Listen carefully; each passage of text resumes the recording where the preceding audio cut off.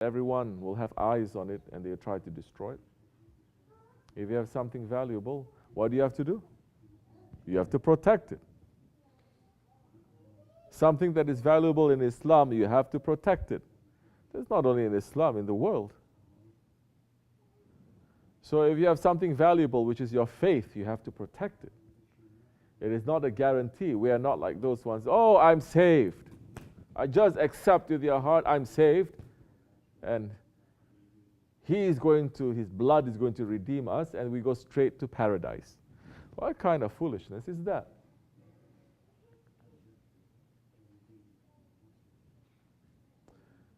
We bring the fire to hell. There's no fire in hell. We bring the fire to Jahannam. Paradise is empty. We built the paradise.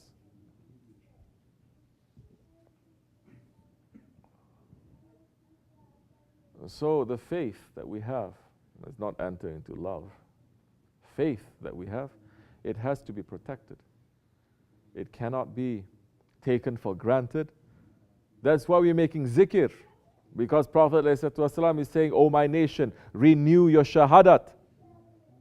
Because your shahadat gets old, it gets corrupt, it gets broken, so you have to renew it.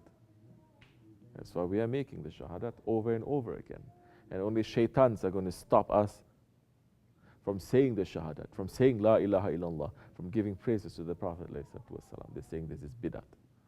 The whole aim of 124,000 prophets is for mankind to say la ilaha illallah. So now you have to protect that. You don't take it for granted. We're Muslims. We don't take it for granted. Say, well, are you a Muslim? Alhamdulillah. I'm going to go to Jannat. No. Like I said, Jannat is empty. What are you going to bring there to Jannat?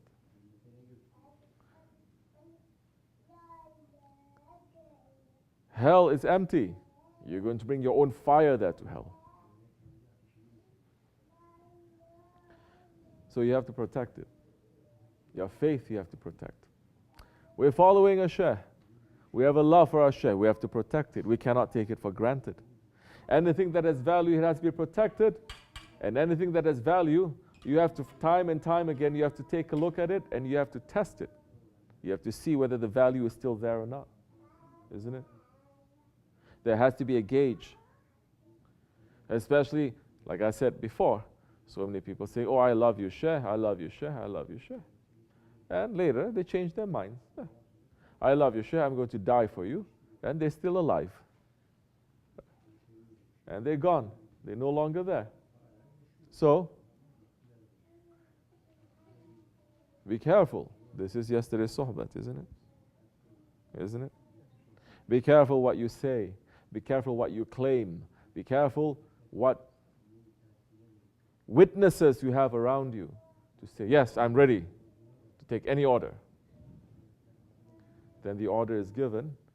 And you say, well, you know, I cannot because of this, because of that. This is yesterday's Sohbet that we gave.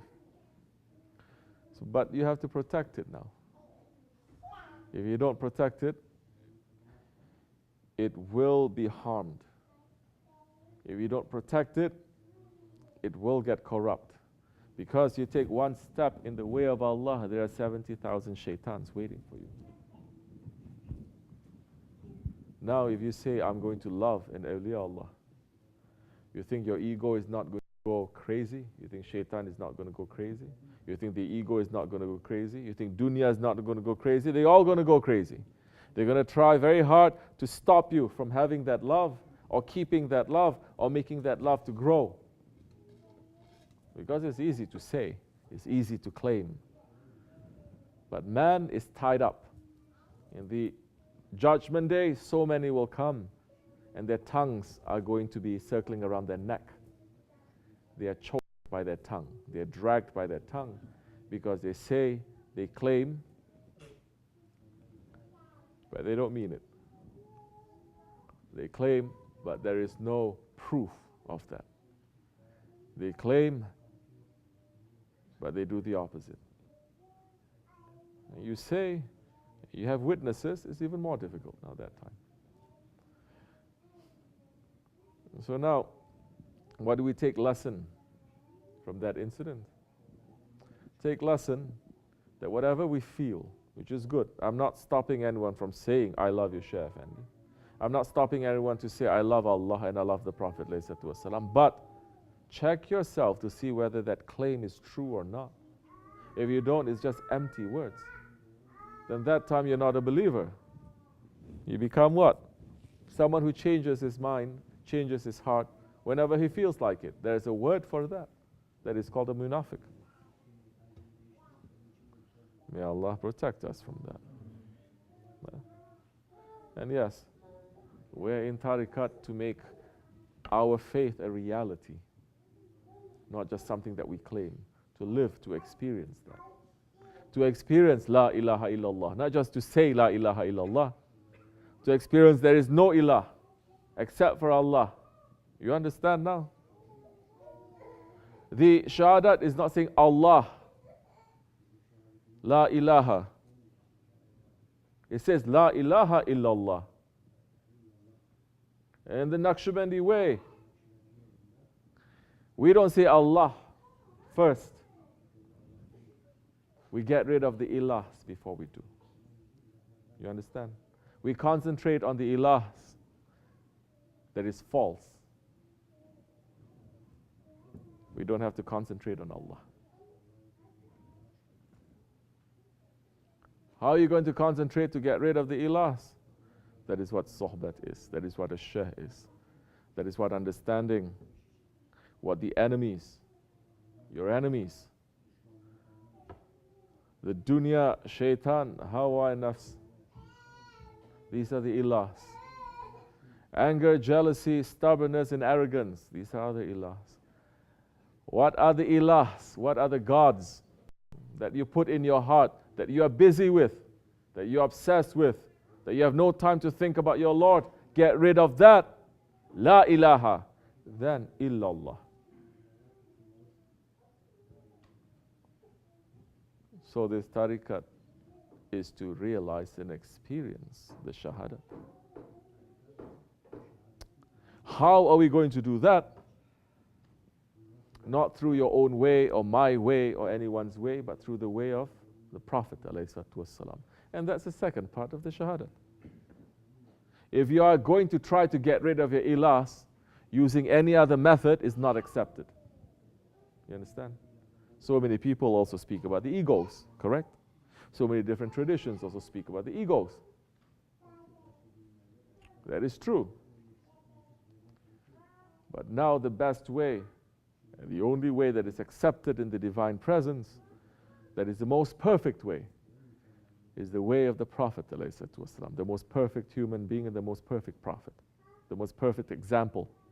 That you take his example, then that time you will realize how to get rid of your ilahs, and you will then, that time, put Allah in your heart. So protect your faith. First, understand what are the enemies. Then build your defenses according to that. If you don't understand your enemies, and you're just building a fortress, without understanding who the enemies are, that fortress may not be relevant to who the enemy is. You think the enemy is going to be 100 people, so you're building a fortress to protect, but the enemy is coming with 10,000. You put a protection. Protection means nothing now. So you have to understand who you're dealing with. You have to understand that. You have to understand who you're dealing with. And we're here to understand the greatest enemy is the nafs, our nafs, yours and mine. That Allah subhanahu wa ta'ala has put in us, and how for us to put that nafs under our feet, to control that nafs. That is what sohbet, that is what association, that is what being with the Shaykh is important. Because you don't know, you don't realize. You think it is just a habit, but it is coming from your nafs, and it's a bad habit. You are stuck now. Because you're not looking at the example of the Prophet ﷺ. You're looking at the example of the Prophet ﷺ through your own eyes. Don't look through your own eyes. Look through the eyes of your Shaykh. That's the time you're going to see. If you use your own eyes, why you follow a Shaykh then? Why you follow? We don't want to use our own eyes. We don't want to use our own tongue. We don't want to use our own hands. You know where I'm going with this? Yes. You don't want to use your own feet. You want to use the eyes and the tongue and the hands and the feet of your Shaykh, of the Prophet of Allah. Oh, Hoja is talking about shirk. This is Hadith Qudsi, bruh. Empty heads. When you come closer to Allah subhanahu wa ta'ala, by what? Doing things that are not obligations. He didn't put order to you, but your own spirit is saying, I have to do it. Are you placing some restrictions on yourself? You're placing some burdens on yourself. You're placing some strictness to yourself, because anything that is worth having requires discipline. Anything that is valuable, you have to put strictness, you have to put discipline, you have to put heaviness, some burden in it in order to get it, no? Easy come, easy go. So when you do that, Allah is saying, my servant then draws near to me. When he draws near to me, I will become his eyes that he sees, his tongue that he speaks, his hands that he touches, his feet that he walks with. I will dress him with Rabbaniyat. He will be Rabbani.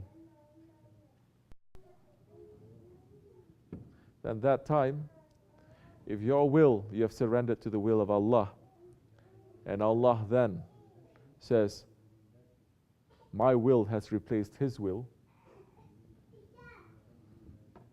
then that time, yes, you act with the will of Allah and things can happen. Things will happen. Understand? This is open to everyone. But there is a price.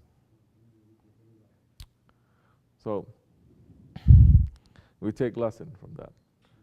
Don't take your faith for granted. Don't take your love for tariqat for granted. Don't take this tariqat. Don't take nothing for granted. Don't take your shaykh for granted. Protect it. Protect it like it will be stolen from you at any time. And look out for the enemy within that is going to sabotage, that is going to hurt that love. The shaykh is nice to you, everything is good, everything is fine, you are happy, but once he squeezes you a little bit because of your own fault, then your heart starts changing. He squeezes you more, then you start hating. He squeezes you more, then that time you betray. Shaykh is not our friend, he's not a buddy. He trains you. He washes you up. He cleans you. Alhamdulillah, we have found that Shaykh. And he is with us. May Allah bless him and bless our grand Shaykh, and may they send their support to us until we die. May Allah forgive me and bless you. Al-Fatiha. Amin. Assalamu alaikum. Understand?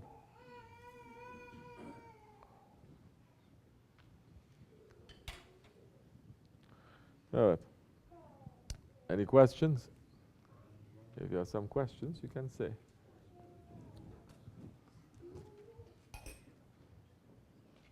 What are you waiting for? Bismillahirrahmanirrahim.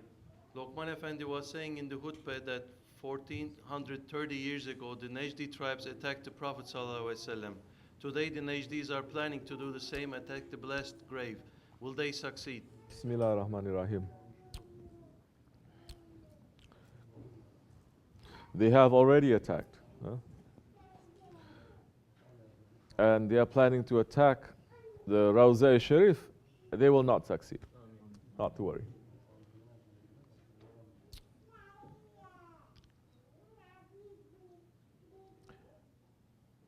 They have been planning, stop now.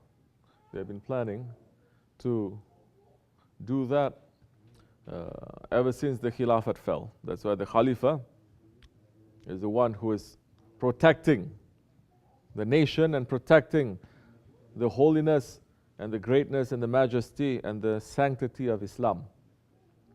Once you remove the Khalifa, who removed the Khalifa? We removed the Khalifa. We're saying this is old style. I don't want old style. I want new style democracy. I want new style nationalism. I want to decide for myself what I want. Well, you have to decide for me. Who are you? Who is the Khalifa? The Khalifa is a shadow of Allah on earth. Who is he? He is a representative of the Holy Prophet ﷺ. Who is he? He is the one, if he is not there 3 days, there is no Islam. That's why there is no Islam now. Just Muslims, individuals, praying, doing something, but Islam is not ruling. There is no empire. And there is no protection. From that time until today, wars have been happening non-stop. Oppression is everywhere. Everything became a war zone. Oh, Ottomans ruled all those areas there for hundreds of years. What happened? There was suicide bombers. There was genocide every single day. There were people eating each other. They were keeping the peace. And they were keeping everyone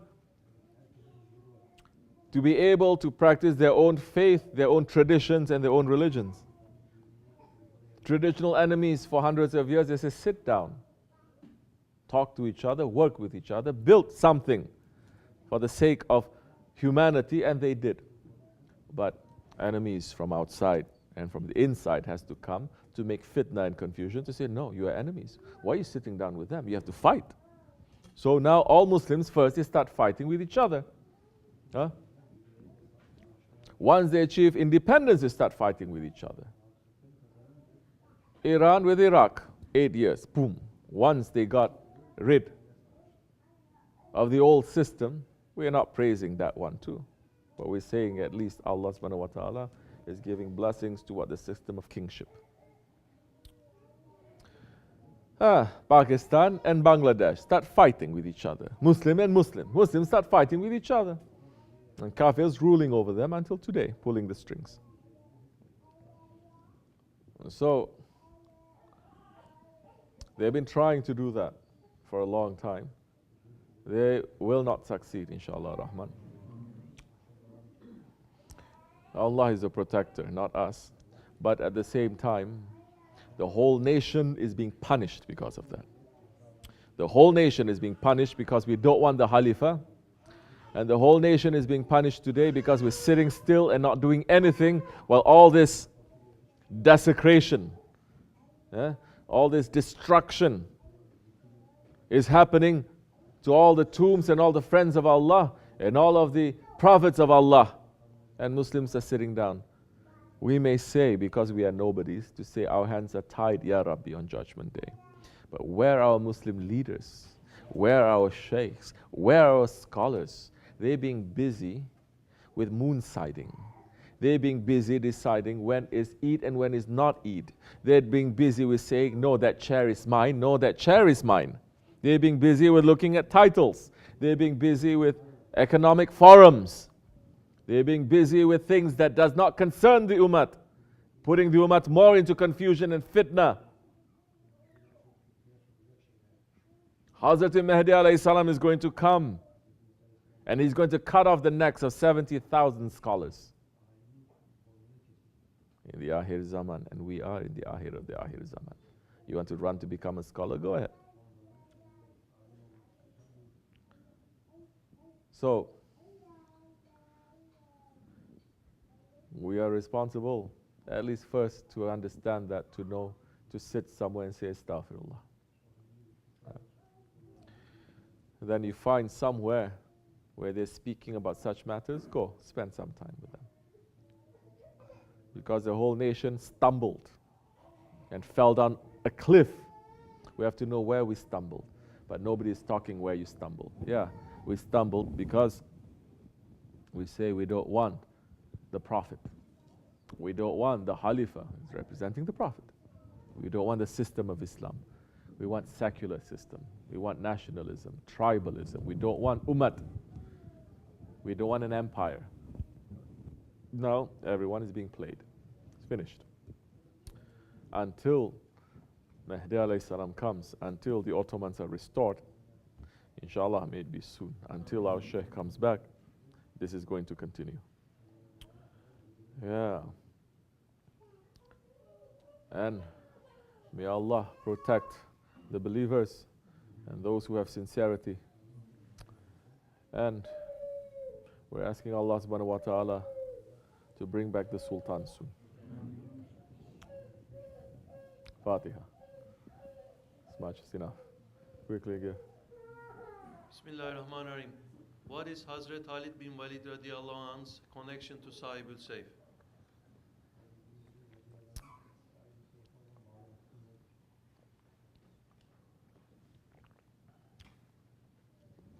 Alhamdulillah. Shukr. Yes. Khalid bin Walid is also one of the Sahabis that are given the title of the owner of the sword. And the meaning of the owner of the sword is very great. It has many meanings to that. Although some jealous ones trying to bring it down and to say, well, anyone can own a sword. So anyone is an owner of a sword. So if I go to Chinatown and I buy a fake sword, I'm also owner of the sword. To that one, coming from kafir background, of course you can say such things. The Sahib-ul Sayf is the title of the Prophet ﷺ. You want to degrade that? Go ahead. Kufr still haven't left your heart. You read Dalil Sharif, Dalil Hayrat, one of the titles of the Prophet ﷺ, Sahib-ul Sayf. So, that title has been given to our Shaykh for these times.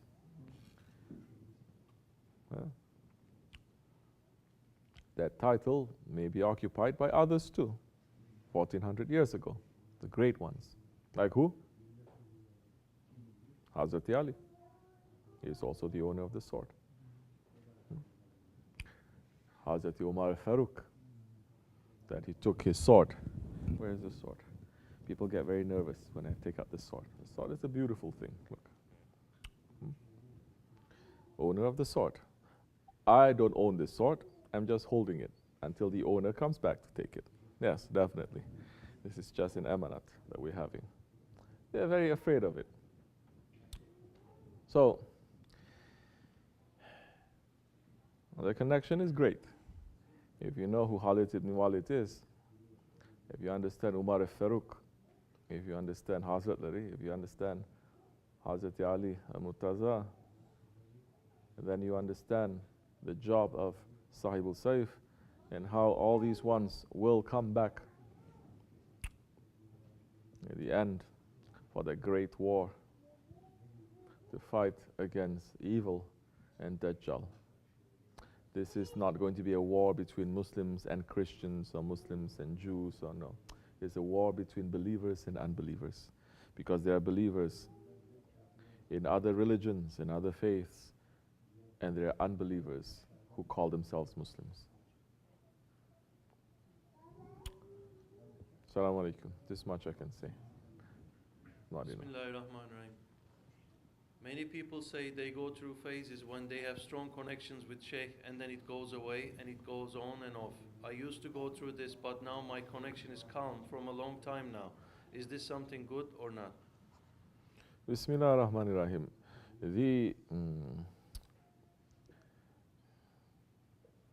I had this conversation yesterday. You see, if you say you love your Shaykh, or let's just, easy example, you say you fall in love. Yeah? The love of a 16-year-old when you are 16 is different. When you are 20 is different. The love when you are 25, when you are married is different. The love when you have a honeymoon is different. The love after the honeymoon is different. The love when you're 40 is different. The love when you are 70 years old is different, isn't it? Now, are you going to sit here to say, no, no, no, the purest love is when we're 16 and we knew nothing? No, that is the most what? Ignorant love. That is the most childish love.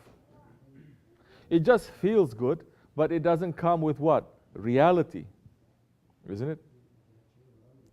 Once that reality hits, then that love is going to be tested. Yes, what did the poet say?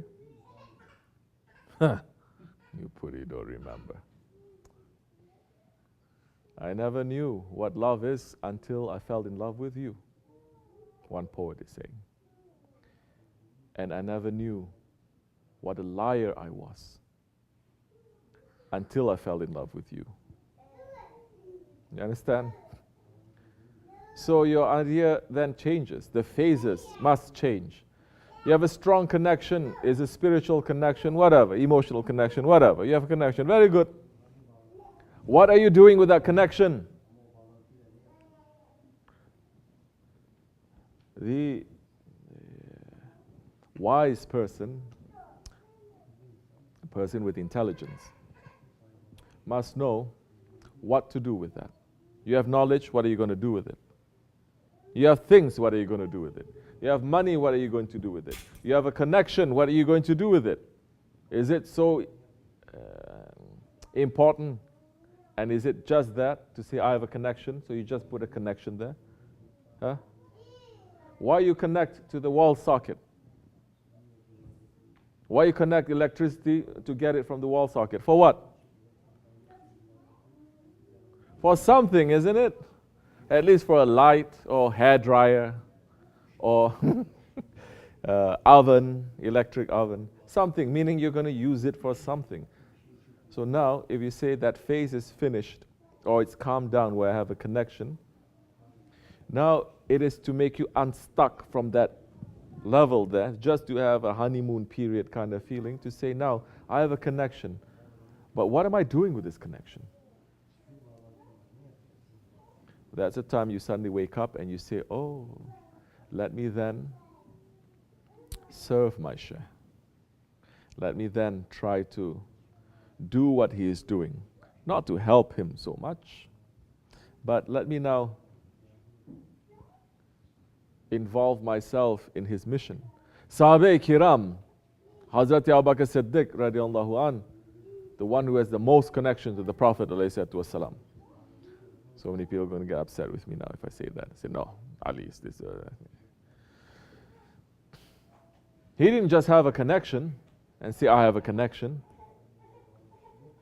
He disconnected himself from the whole world and he took everything that has connection to him to be connected to the Prophet ﷺ. So all Sahabis also they did that. Take those ones down. I already said, Sohbet, bring them down. Akal says individuals.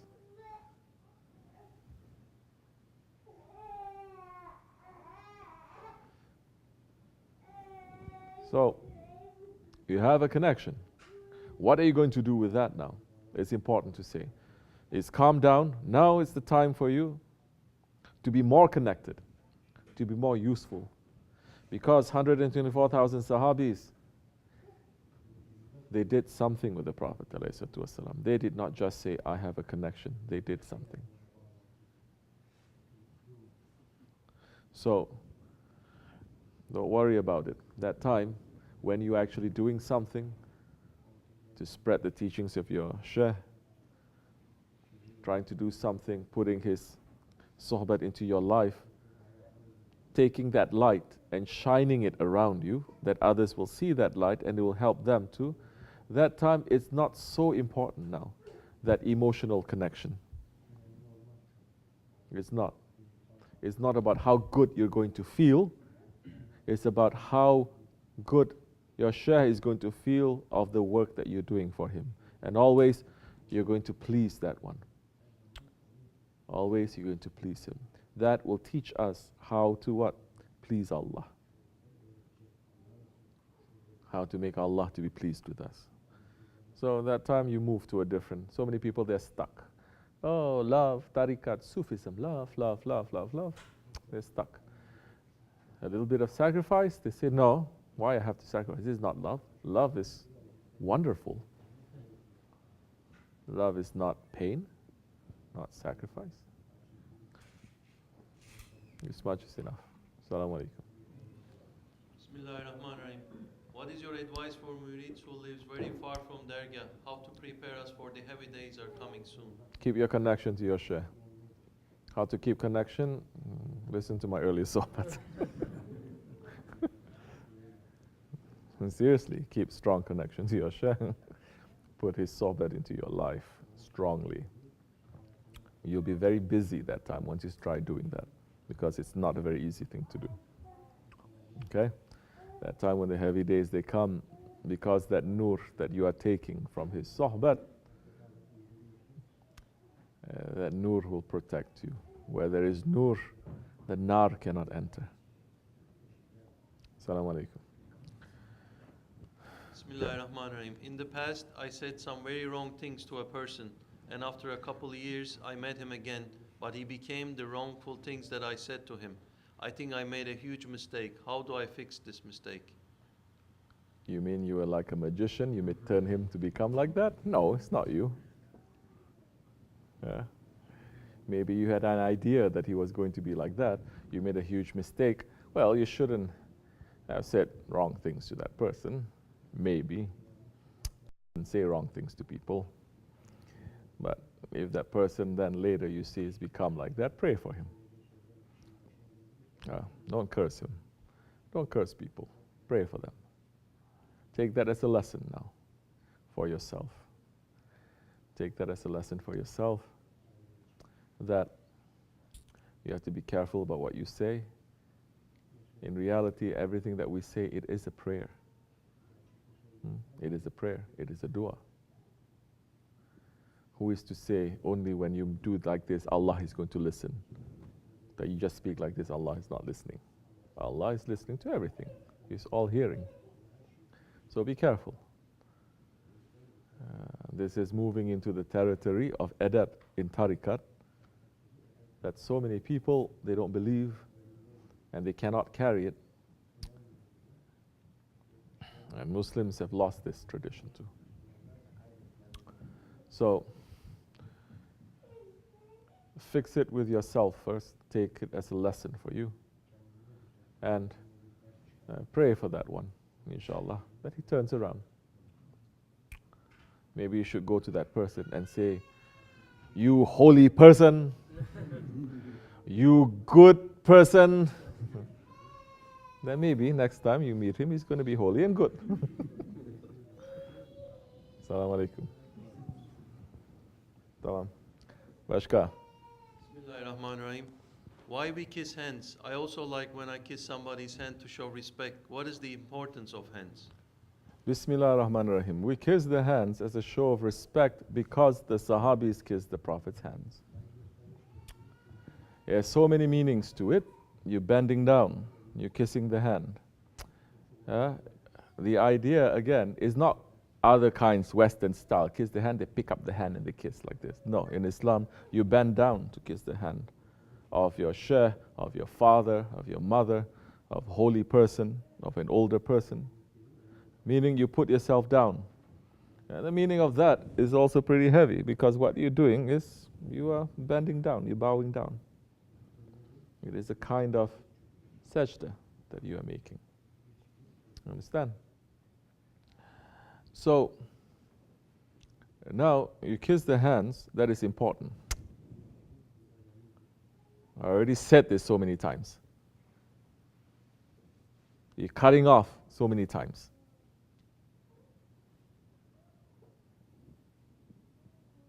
Prophet ﷺ allowed his Sahabis to kiss his hands and his feet. And the Sahabis were kissing each other's hands out of love and respect. And some they were kissing the feet of the other older Sahabis.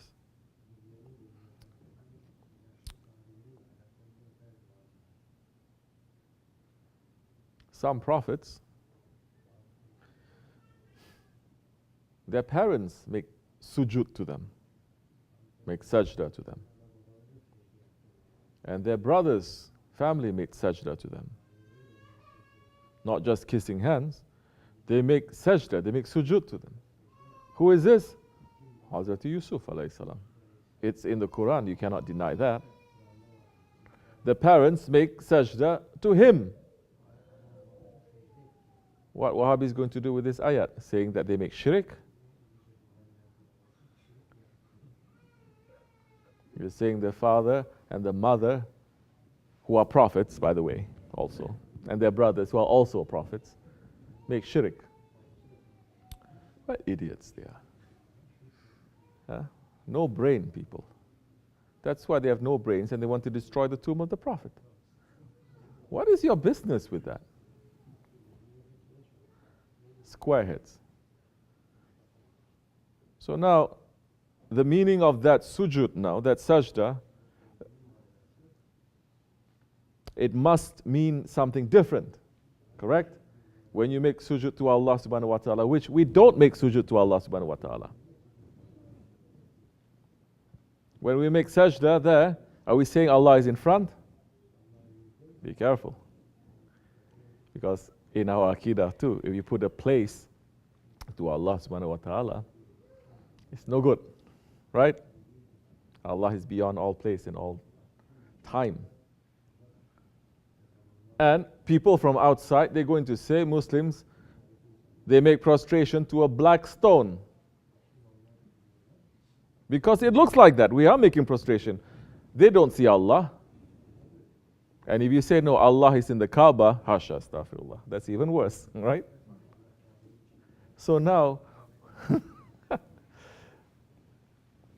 that prostration has different meaning now. One is for respect. By the way, scholars have dealt with this. This is more of a fiqh question. Scholars have dealt with this for over 1,000 years. And if you want all the fancy Arabic terminologies, you may go to them. Over here, we speak very simple language, simple English. There's a bowing down, the ruku or the sujud of respect. And there's a bowing down and the sujud of prayer, of worship. And if you mix the two, it becomes haram.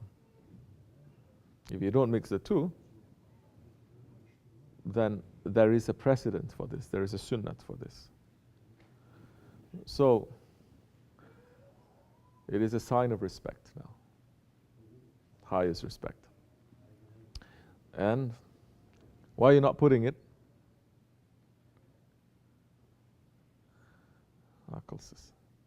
It's off tonight.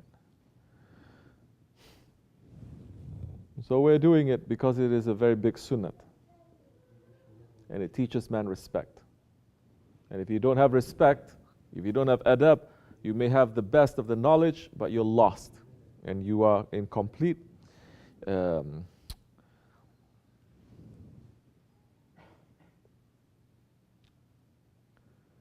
fall into Jahannam. Because shaitan has all the knowledge, but he doesn't have respect. He lost his manners. And he's carrying Jahannam inside of him. So, it is important to do, but you don't kiss everyone's hands. You kiss those ones who are respectful, who are older, much older than you, those ones who have more authority. It's okay to do that. Of course, the hands is a very, very important thing in Islam. It's one of the things that in the Quran Karim is saying, Allah, the hands of Allah, the hand of Allah is on them. But don't be like Wahhabi shaitans who's going to say that Allah has a form. Hasha, astaghfirullah. Allah has a face, He has a hand, He has feet, and He sits down. And some, they even draw a picture. You know that? Like Yahudis, they do that. Complete. That is wrong. I'm not going to use the word shirk, but that is wrong. But in the hands itself, there's so many secrets to that. Well, especially important The hands and the face. That's why in Islam, it is forbidden for the face to be hit. Because the face, it is holy. It is where your identity is. Okay? So,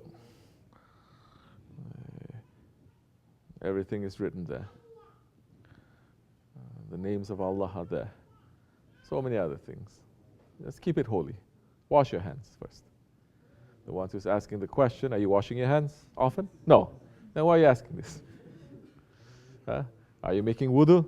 Keeping your wudu 24 hours? No. Then why are you asking this? And when you're washing your hands, what are you reciting? So, inshallah Rahman, may we come close to Allah, and may we give the will of our hands to Him, so that the hands will become a tool for His will. Fatiha. Amin. Bismillahirrahmanirrahim. I was not a Muslim before, but now I'm trying to be a Muslim. I cannot keep my heart and mind still when I saw people who says they are Muslim but doing bad and crucial things to other creatures. Also, some people are cruel to other human beings just because they are not Muslim.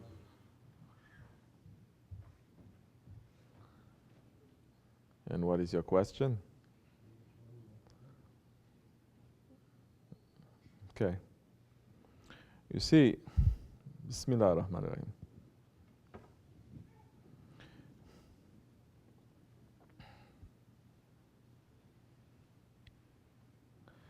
In Islam,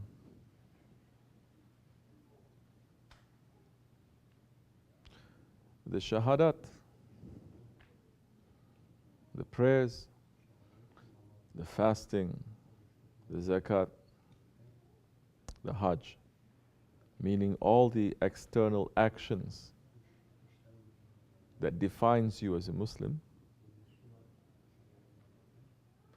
are actions that define you as a Muslim, that can make you into a better person only if your heart is good.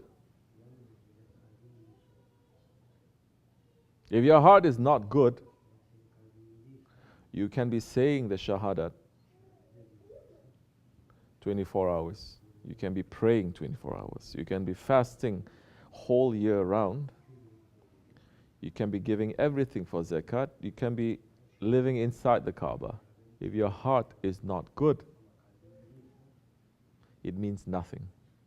In fact, all of that will make you to do very bad things because you think that you are on the right way. So everything now comes back to the heart. The shahadat is not a magic word that you say, suddenly everything is going to change. It is not like some other dogmas in some other religions say, just accept that His blood redeem us and you're newly born. But you still find yourself doing the same old stuff over and over again. Nothing has really changed. So Islam is teaching us the responsibility now is in your hands. It is up to you. It is a very adult, a very mature religion. Now you have to change. And no one is going to change you except for you. If you don't want to change yourself, no one can change you. But if you want to change yourself, that time Allah is saying, you take one step to me, I will take 10 steps to you. You come to me walking, I will run to you.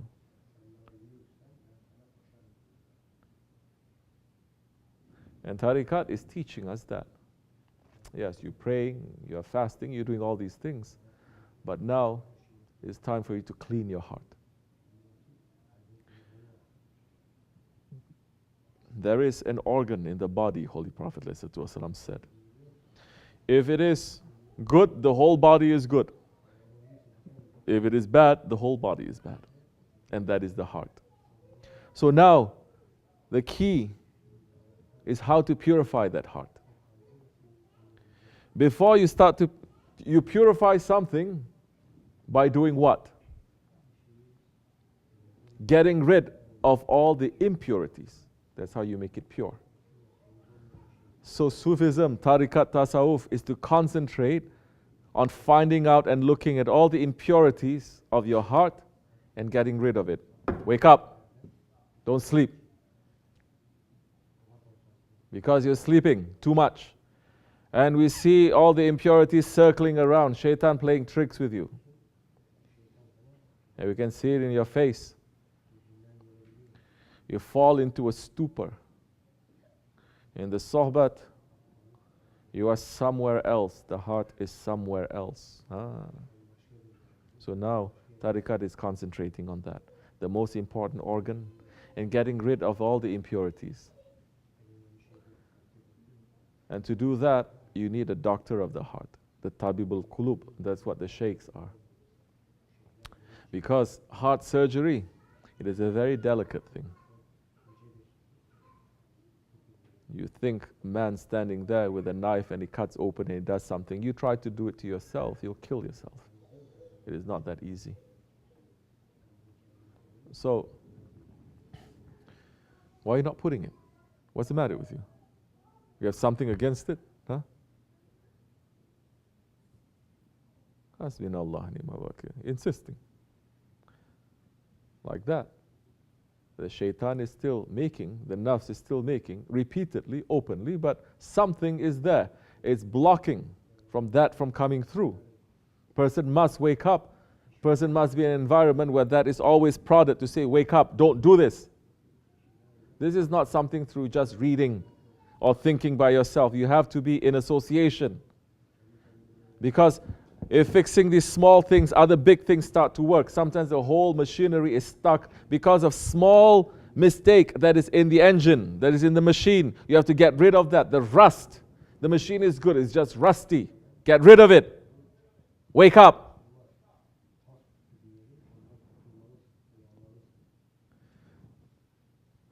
So it has to do with the heart again.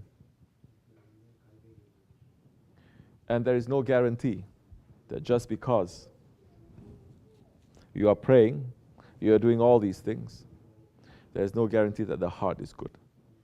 You understand? So now you have to go back to the beginning again. And in the Nakshibendi way, it's concentrating on that. It's concentrating on the ego. The ego, there is the thickest veil between you and opening your way to find it back to your Lord, Allah subhanahu wa ta'ala. So, don't be sad, because what is causing people now to be cruel and to be bad? It is the ego, the biggest enemy. The ego that is friends with shaitan. So if you are not concentrating on the ego, you are friends with shaitan. That time, like I said, you can be praying whole day, whole night, but you're still friends with shaitan, and you're going to do what shaitan is saying. Just like those ones who were supporting Yazid, and they were hunting down and killing the Ahlul Bayt in the Battle of Karbala. And they were saying, quickly we have to finish them off, otherwise we're going to miss Zuhr. They were praying. They were fasting. They were doing everything. So it is not these actions now. If your heart is still dirty, go to clean it. Find a doctor to clean it. Sit. And yes, sometimes it's going to be difficult, definitely. Sometimes it's going to be painful, definitely. If it's not going to be difficult and painful, that doctor is just giving you candy, you may get even more sick. You understand? Inshallah. This cruelty, this evil is happening because of the ego, and the ego is the greatest enemy. The ego is the most evil creature that Allah subhanahu wa ta'ala has ever created. That our Shaykh, his Grand Shaykh, said, if we are able to see our ego just for a split second, we'll fall down and die. If we're able to smell our ego for a split second, we will die, because it is such an evil entity that Allah subhanahu wa ta'ala has created. But He has given us a spirit that if we're able to put the spirit on top of the ego now, because of so much power that it has, it will make you to rise to higher stations. It is not to destroy, to annihilate your ego. No. It is to make your ego to be able to push you up when you step on it. And for that, you need to be in a system that is 1400 years old and older than that is called tariqat. And the one tariqat that is concentrating on that is the Naksibendi tariqat. We are following that, alhamdulillah, in the Osmanli Naksibendi way through our Sahib-ul Sayf. We're continuing that. Assalamu alaikum wa rahmatullah.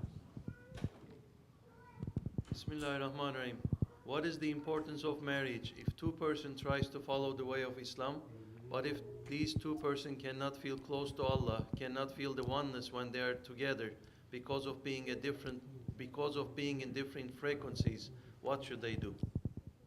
Bismillah ar-Rahman ar-Rahim. Marriage is very important in Islam. Marriage is what? Prophet ﷺ said, it is what? Half of your faith.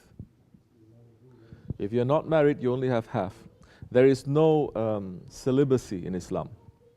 No monkery in Islam. Monkery in Islam. Okay?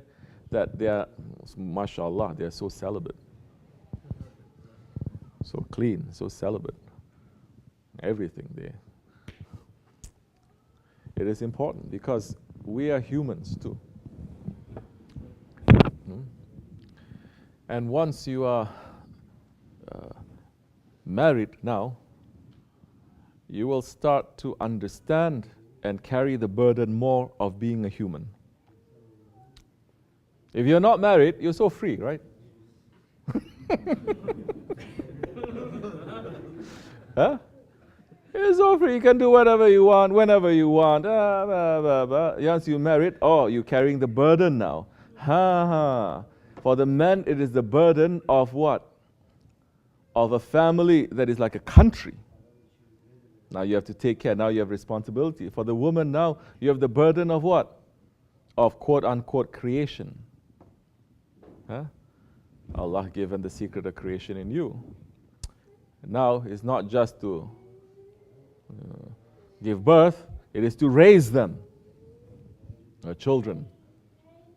So now, the man goes to higher stations as a human being, not just stuck at bachelorhood. He enters into several other stations to understand what it is to be a man, to be a human, entering into fatherhood, all of that. And the woman too, entering into this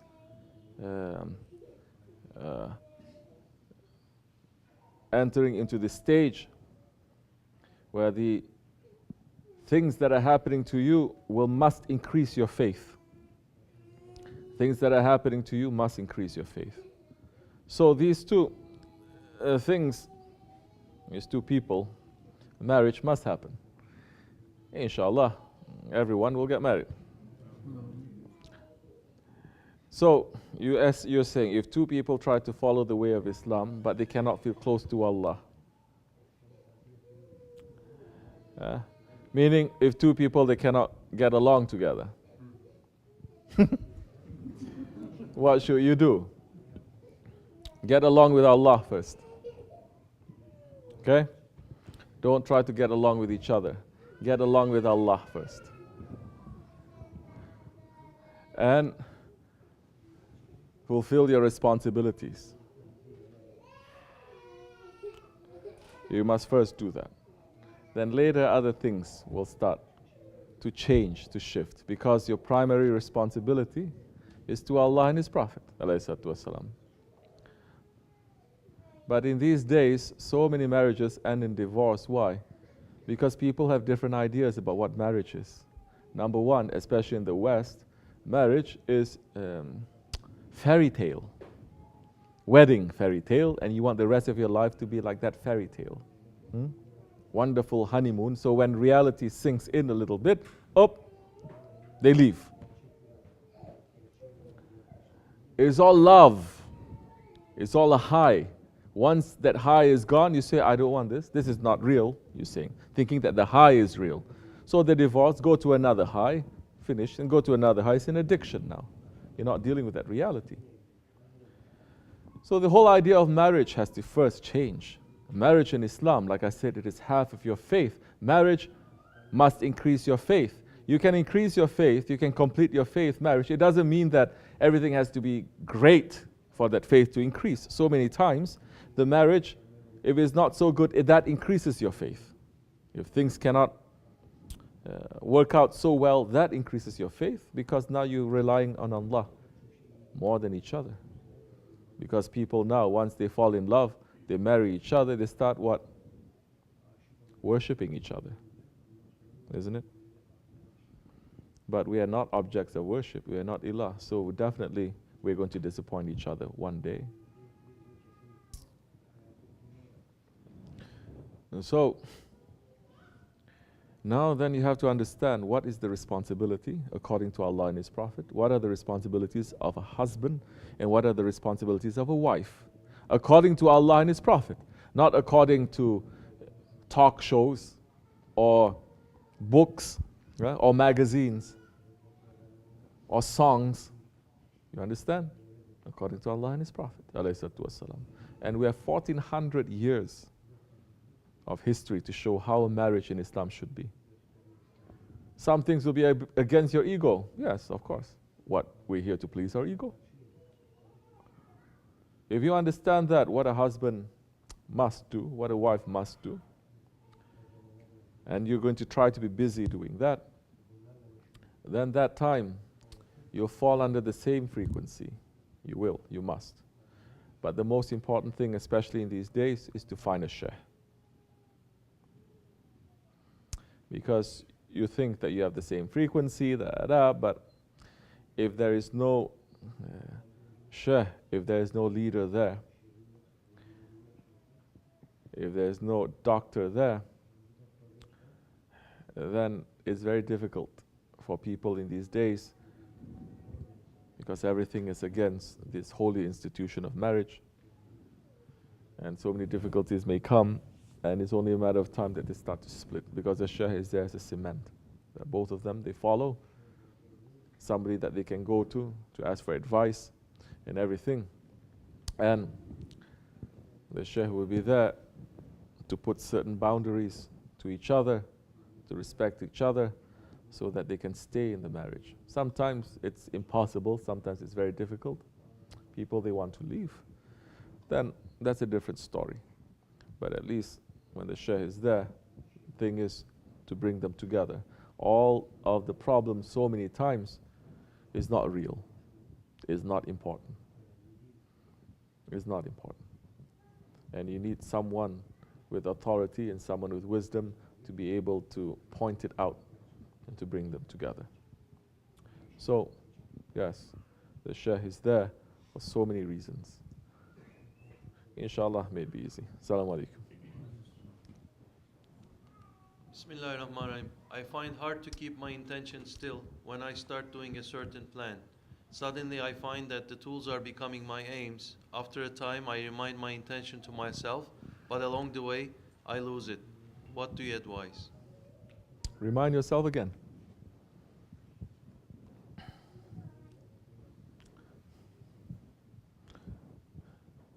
Remind yourself again and again and again. And be around a Jamaat that is going to remind you. Don't be alone. In these days, these are very heavy days.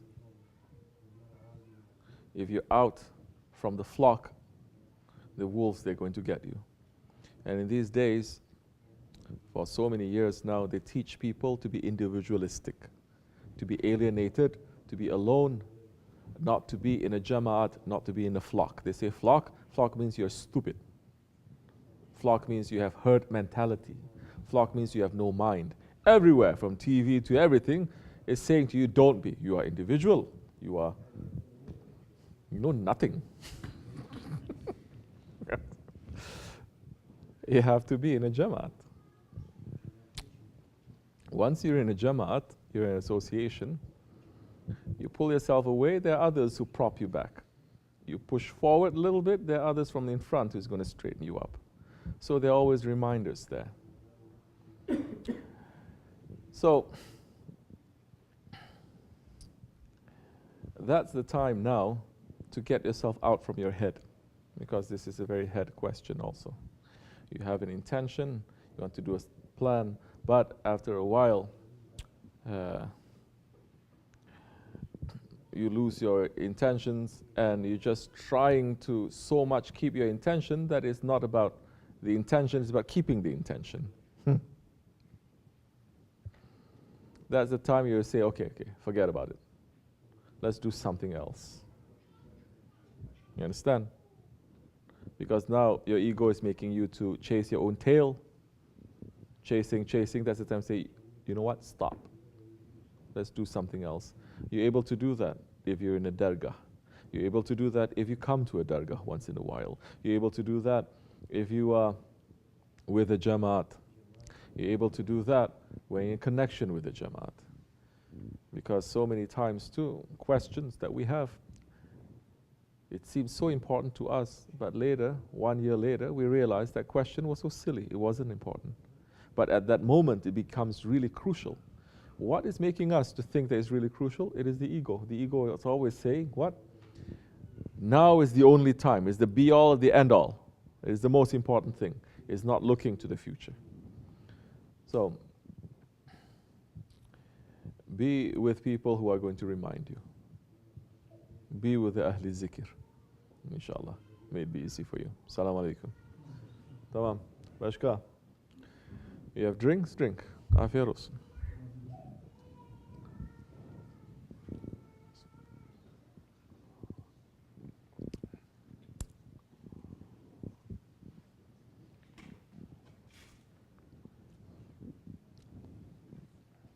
May it be easy, inshallah. If there's anything useful that is coming from our Shaykh, take it. Put it in your lives. You'll win for yourself. May Allah forgive me and bless you. Al-Fatiha. Ameen. Assalamu alaikum. I'll see you later. Have a good night.